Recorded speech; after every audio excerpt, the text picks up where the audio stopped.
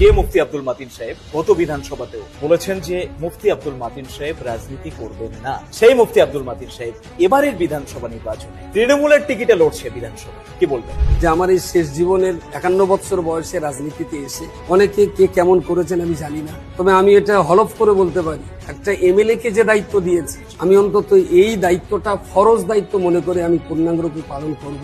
যদি আমি তা পালন করতে না পারি আমি এমএলএ পদ থেকে রিজাইন দিতে রাজি আছি, কিন্তু মানুষের হক নষ্ট করতে আমি রাজি।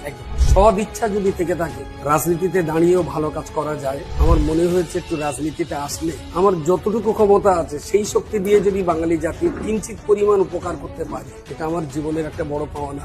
রাজনীতির বাইরে থেকে যদি আমি এত কাজ করতে পারি, রাজনীতিতে এসে ইনশাল্লাহ আমি মানুষের সেই আস্থা, বিশ্বাস এবং ভরসার উপরে আরো বেশি কাজ করতে পারবো। তো আমি বাঙালি জাতির জন্য যদি কিছু করতে পারি সেই জন্য আমার এই জায়গায় আসা। যদি আমি ভুল করে থাকি তার জন্য তাদের কাছে আমি ক্ষমা প্রার্থী। তারা যেন সর্বোপরি শিক্ষা এবং স্বাস্থ্য এই দুটো নিয়ে আমার প্রথম কাজ করবার ইচ্ছা।